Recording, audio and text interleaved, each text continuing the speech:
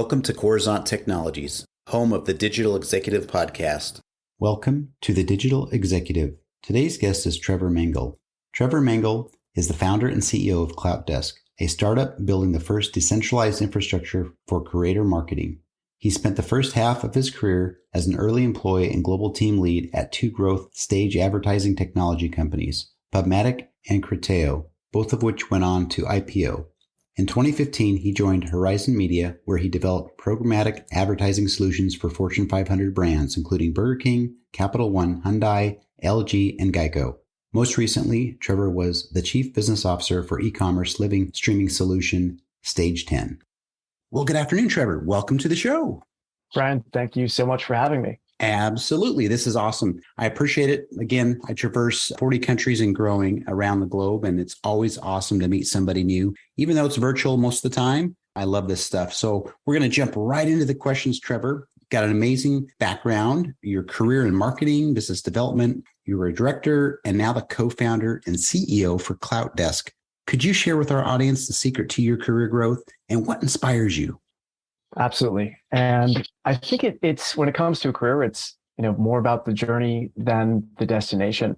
I launched my first startup straight out of college. Unfortunately, it didn't work out, but I learned a lot, and primarily that I had a lot of learning to do, and I had some direction on where to find it. So I really set out and spent the first 8 years of my career in New York City working with other early stage startups, learning the ropes, seeing what they were doing well, what they were not doing well. Luckily, got a lot more of the former than the latter. Both startups that I worked at, Criteo and PubMatic, went on to IPO. And I think really drawing on the excellence that I saw from my colleagues and leaders at those two companies really positioned me well to start Cloutdesk for my own. At the end of the day, before starting a company, it's really about trying to solve the right problem. And within the creator economy, there are a multitude of issues, but the most, difficult or challenging of them being that today, if you're a creator, to work with a brand requires countless hours of back and forth on email, exchanging rates, spreadsheets, trying to coordinate over what content needs to be produced, how it needs to be produced, when it needs to be produced by, negotiating rates, sending contracts. It's a really time-consuming process. And quite frankly, it's the same, if not even more complex for brands who today, instead of working with a handful of larger marketers or creators, are working with dozens, if not hundreds at a time. And so just to manage all of this process is, of course, a headache and requires multiple full-time staff members on both sides just to handle.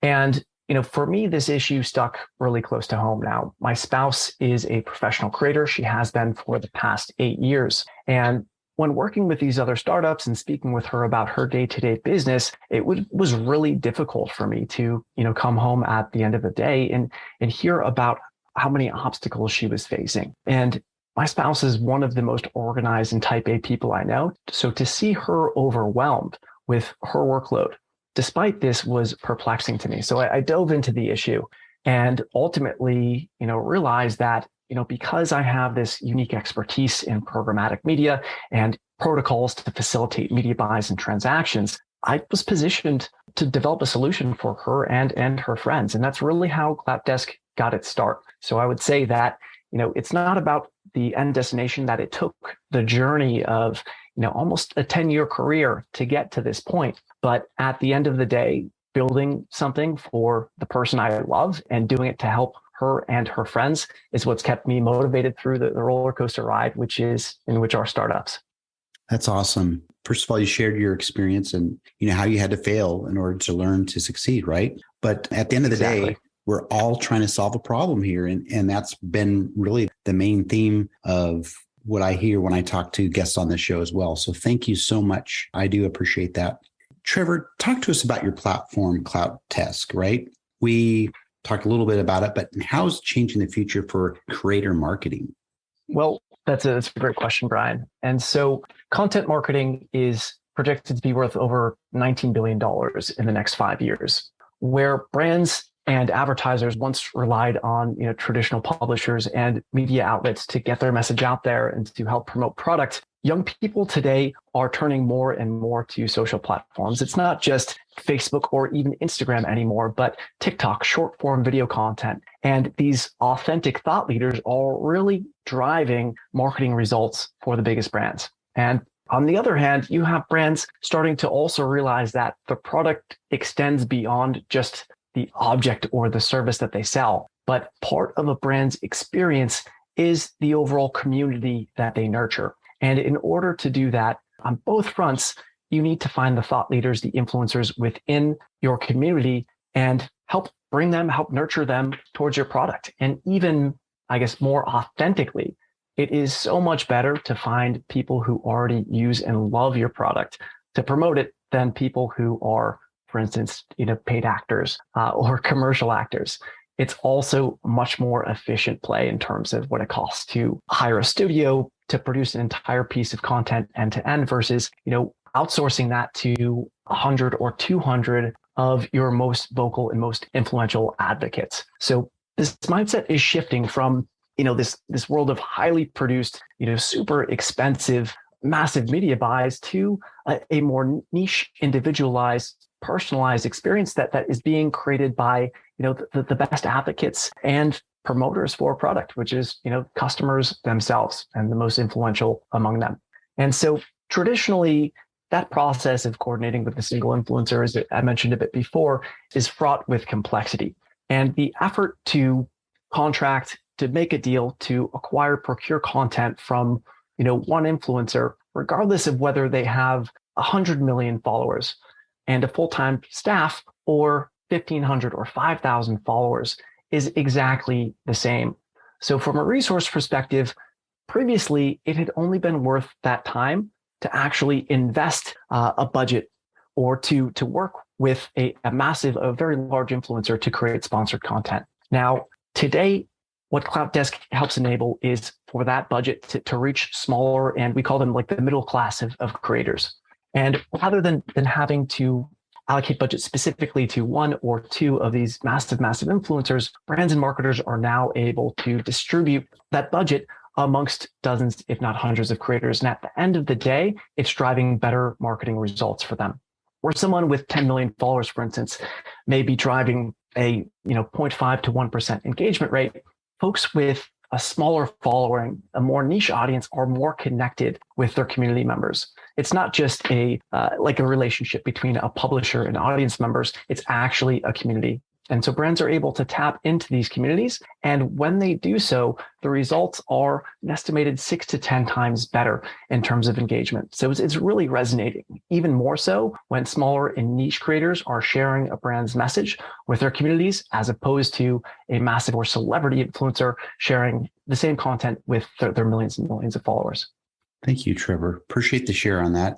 Again, we live in this very disruptive day and age where innovations and technology is completely disrupting the business and making things change literally in a blink of an eye, it seems, just in the last few years. So I appreciate the share.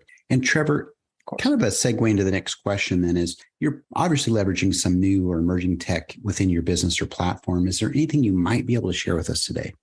Absolutely, Brian. And so really at the heart of Cloutdesk's infrastructure is this protocol that we have really spent the past 2 years developing in R&D. And so traditionally, one of the stickiest or most painful parts of this entire transaction between creators and their marketing clients comes down to negotiation.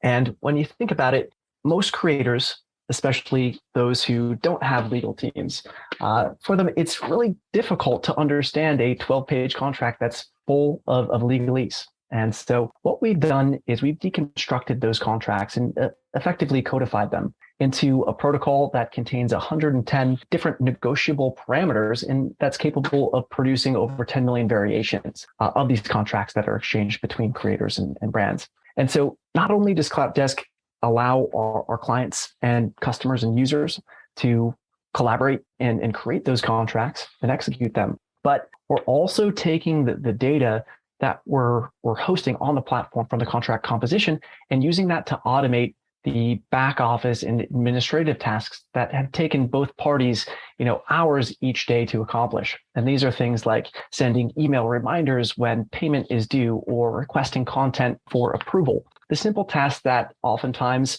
are the most tedious or the most burdensome, we can use technology to automate. And both creators and our marketing clients absolutely love that fact and are getting really a better relationship because of that, because they can focus on the strategic elements of making a campaign great, of developing the relationship further, and of working with more and higher quality creators. Now, moving forward, I think there's something really interesting that we've just discovered within the past few months. And I guess to sort of set that up, when you think about it, legal agreements really have not changed in 3 millennia, right? First, it was papyrus and pigment, then it was paper and ink, and now most contracts, even those that are digitally signed, are literally digital pictures of what was once on paper and ink. It's pretty absurd.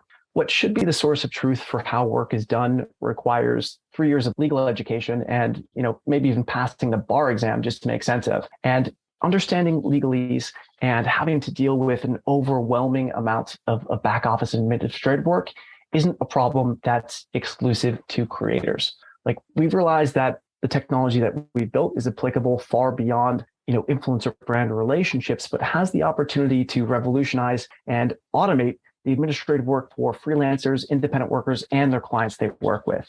And that's something that we find really exciting. Thank you, Trevor. Appreciate that. And we like to kind of get into the nuts and bolts of the tech. We are a tech publication, and we, like I say, get jazzed, and we have a large audience that loves this stuff as well. So thank you. And Trevor, last question. If you could briefly share something from your career experience that would be helpful for those looking to grow their career in either entrepreneurship or marketing. So I think in all cases, and not just within entrepreneurship or marketing, but early on, it helped me immensely to prioritize learning and experiences over salaries. And I think especially for people entering the workplace today, there is a lot of pressure to go and work for a FANG company to get that stamp of approval on your resume. But at the end of the day, for me, I've learned that prioritizing things that I guess enable you to tell good stories to future employers or future investors or future employees has always served to be more beneficial for me. Your career, and no career takes a straight path to its destination. I think a lot of people also think, they see this destination in mind and they try to take the most direct path to get there. But ultimately, you will learn along your entrepreneurial journey, along your career journey, that it's the experiences in between where you are today and your destination, which will ultimately help you arrive to the best place for you. And, being present and listening for those signs and signals when they're there is huge. If you had asked me 10 years ago whether I would be founding an infrastructure platform to facilitate more efficient influencer marketing transactions, I would have said, what the heck is influencer marketing? But the combination of experiences that I've had over the past 10 years has positioned me perfectly to build this company.